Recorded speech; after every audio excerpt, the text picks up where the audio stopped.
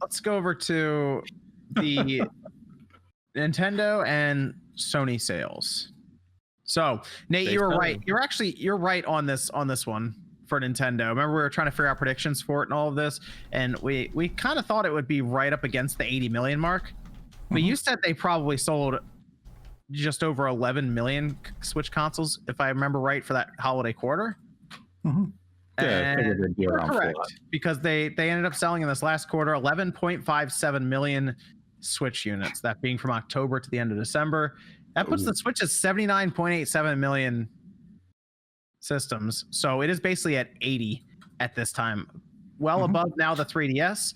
And they basically had to outline their strategy now to overtake the Wii and have the Switch become their best-selling home console of all time. Yep. That will probably happen at the end of this year, I think. Yeah. I'm thinking it will. I'm thinking end of the year, it should pass it up by the end of the year. If everything goes like it's supposed to go. There was an interesting stat that one of my users linked me. Apparently, it's pacing about 8 million units faster than the PS2 did in the same time frame. It is ahead of the PS2 right now by quite a bit. So that's also crazy too. The issue they're going to run into is the PS2's lifespan was so long. Like, they released FIFA 14 on the thing. Yeah, the PS2's lifespan, but the Switch is on such a fast rate. If they can continue, I'm telling you, man, if they can continue with, like, if Mario Kart 9 comes out next year, and of course you got Breath of the Wild, they got a few more bangers. I mean, they could sell 25 to 30 million this year than next year. But that's why I'm thinking a piece of, like, refreshed hardware that still falls into this generation, I think, is the key that gets them to that like 130, 140 million more. I think it's going to be refreshed hardware, but if they don't do it, or if they don't do it right, I think then they'll have to move on from the generation sooner than they want to. And they just run out of time base. Like, it's going to be their best selling system they've ever made console wise. I mean, it's easily going to be the best selling console of all time. PS2 is still it's a high mark. Let's say, like, right now, total, you're about 52% of the way to the PlayStation 2's total sales. So you still have to move another 77 million pieces of hardware. That's a lot. And the PS2 sold 50 million pieces after the introduction of the PlayStation 3. That's unheard of. So Nintendo has to release a really overpriced system then for next gen to start, and let the Switch, sell.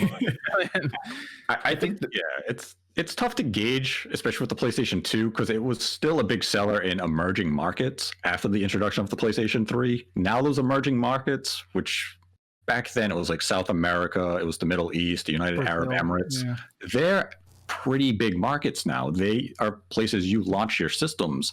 They don't wait for the company to introduce cheaper hardware for them to then adopt to. So it's a lot different of a market. Switch, I mean, I can easily see it finishing off 130, 135. It'll be above the PS4. Like, the PS4 seems to be just about done at 115, 116 million is where it's going to finish out. So the Switch should outsell the PS4 by a solid, I'm going to almost say 20 million units. The PS4 is curious because based on the sales that Sony put out, we're seeing that it is rapidly slowing in the Western markets. Their shipments were down considerably. Yes. Japan, it's all but over. There's nothing left in Japan as far as that's concerned. PS4 sales are scraps at this point.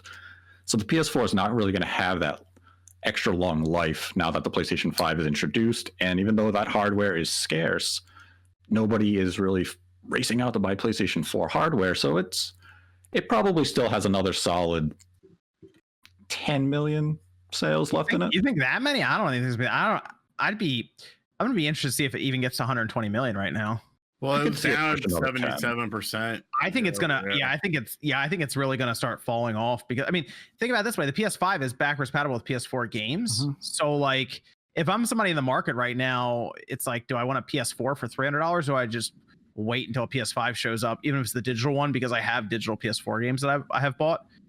I would just buy the PS5. I don't even see them in stores. They're not shipping a lot of them, so they're not even out there. So it's going to be tough for them to, I think 120 million might be the tops that it hits, because they sold, I think, 1.4 million for the past 3 months for the holiday quarter. You know, that's the biggest. I mean, they're not going to sell more in any other part of the quarter. So, I mean, it's pretty much done there. But yeah, 120 million might be which is still really, that's the second best. That's still really good. Very good. Yeah, it's very good. So basically, it's like Sony. It's weird if Sony doesn't produce 100 million unit seller essentially at this point. The only one being the PS3, and that we saw how that thing started. So it's a miracle that thing got to like 80 something million. So they had to do all sorts of crazy stuff though. But yeah, that system I've never seen a system get so gutted in my life than the PS3. You know, the PS5 though, they did give us numbers for that from mid-November to the end of December. They shipped 4.5 million systems, which basically says that they sold 4.5 million systems because they all sold. I can't find them anywhere. Sony, it's not their fault. Microsoft is running into the same problem with component shortages. AMD is it's not good. I think there really are issues with that chip, by the way. Something is wrong with the yields of this product, because originally, way back in September, we were seeing the reports that Sony wanted to have 15 million PlayStation 5s by the end of March. Then it was reduced to 10, and now we're looking at their current forecast of maybe an additional 3 million units for this quarter. So we're looking at a substantial reduction in what they're looking at. I mean, if we only get to maybe 7 million systems by the end of March, wow, what is happening on these production lines? They said what is happening? They said that their forecast for the next fiscal year is going to be 14.85 million units. So I think there's an issue with them just getting PS5s out of these factories. And AMD said that by the second half of 2021, they're going to look to have it figured out. But I think by then demand will spike again because of the holidays. So basically, I don't think you're going to be able to walk into a store and find a PS5 until maybe early 2022. That's what it's be a while. It's gonna be a year from now. I did a big video about that this week, talking about that, and that was a big focus of it, was the fact that it's like this stock shortage. They needed to build up more beforehand or secure more supply lines, because you're not going to be able to buy a PS5. PS5s are going to be rare. Last night during the big reveal for Final Fantasy XIV's next expansion, they said if you bought Final Fantasy XIV on PS4, it's automatically going to be on PS5. And even they on stage went off script and said, I mean, there's PS5 somewhere, right? Well, if you find a PS5 someday, it'll be free on there. I was like, damn. Gotta use Jake. You know what's interesting? It kind of puts the third-party developers in a weird spot right now, because they hear the issues somewhat with the manufacturing, and I'm sure they want to start moving on to next gen, but it's like their business won't let them jumping to next generation when they don't know if there's going to be 20 million PS5s in consumers' hands by the end of next holiday. That's kind of tough if you think about that. Same on the Xbox, because the PS5 is going to trend above the Xbox for the entire generation. I mean, by the time it's scary. It's scary to them. You know, it's like, man, what are we going to do with this? So that's why you're still going to see a lot of the cross gen stuff for foreseeable future until this thing gets situated. It also explains why Sony it seems much more interested in the cross-gen stuff now than when they first showed the PS5, and now they're like, oh yeah, only available through the power of the PlayStation 5. We believe in generations. We believe in generations. Until it affects our bottom line, then we actually don't give a damn. Whose generation never met her? You know what? I do believe now, after seeing a lot of this stuff, that something like God of War will be cross-gen. Oh yeah. I really think it will too. I think that's going to hoes are going to be mad. I will be a hoe that is mad. Yeah, that's going to annoy a lot of people when that happens. You know what? I don't understand why people.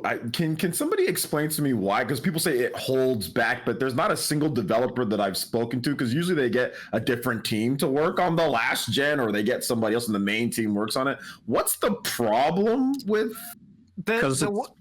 The way it's been, I've talked to some people that have worked on cross-gen games, and the main way I've heard it is that it just takes up mind power of the fact that there are sometimes features, like if you want to have a specific system where your guy gets thrown out of a tower and he's going to fall through a portal, when you start to have to consider load times, and some consoles have solid state and some don't, it's tiny. But to me, it's annoying that this game can't be fully next gen, that they are having to still have those tiny considerations. I'm not saying it's breaking. I'm not going to act like it's going to ruin the experience, but there's certain things that they would want to do occasionally that are just not possible. Yeah, like there was things they couldn't do in Horizon Zero Dawn, if I remember correctly. I think it was mentioned in an interview that they couldn't do on the PS4. And I feel like it may have been I feel like it might have been flying. Okay, so then how do they get past that on PC then? Because PC seems to not have that with so. I think the biggest thing about PC is that they're able to tune things up and down on a lot more millions of levels, from shaders and reflections and stuff, to make it where, okay, if the main gameplay crux is fast travel, we're going to find a way to make it look like fast travel, even if people have Nintendo 64 graphics. Well, I mean, you still have system requirements. Yeah, and that's a the lot main of thing on games PC now, is they go, if you don't have a solid state, you can't play this game. Now they're starting to do that, which is interesting. Okay, are they starting to do that? Okay, Yeah. I didn't know that they're starting to do that with I think PC. There were games like even Cyberpunk in its settings, there was a setting that was like, do you have a solid state, yes or no, because we need to change things about this game if you don't. And like as more games come out, they're just going to say if you don't have it, you can't play. I think that's the biggest thing though, is the mechanical drive versus the solid state. People want to be like, okay, you know, all these systems have solid states, take advantage of that right now, but then they're like, well, we're gonna be cross-gen, so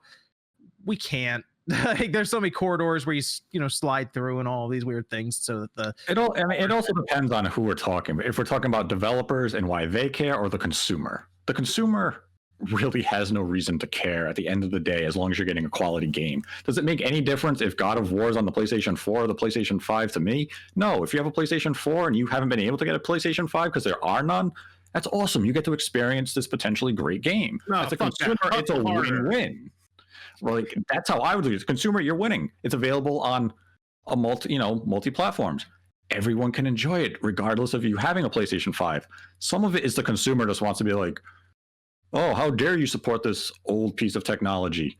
If the game is still good and it looks good and it performs nicely, does it really matter? It's not gonna. We're not gonna have a extended period of everything's gonna be on PlayStation 4 for the next 5 years. If it's only that first 12 months of transition, what's the big deal? Well, like even in a small scale, like let's say you're playing the latest NBA game, and we've seen on the newer systems that when you load into a game, it literally goes, these are your people, you're in the game now. And then you go online to play it and you play against people on the former system. It's going to go, these are your players. Now wait for this load screen because the guy that has the mechanical hard drive slowing you down. And it's just like, you get to sit there and just go, all right, great. That's the thing I'm kind of curious about, is the multiplayer side as well, if there's cross-generation play, because I feel like the person on the PS5 would have a significant advantage if like frame rate is much better and any FPS stuff like that now, and but then couldn't you just have it in the game of you're playing PlayStation 5 players? You can have the option of playing anybody in our system. I'd like to think you would be able to do that, but not all the games do that. Some of the games are just like, you're just playing with everyone. Yeah. Like I remember I was playing Nintendo Switch Fortnite a couple months ago, and I ended up in a lobby of all PC players and they just smoked me. It's I will say it's disappointing with the current situation around the next gen, the Xbox and the PS5 right now, with the manufacturing issues. So I mean, in 2021 they'll get it figured out, but that is kind of on AMD's side right now. So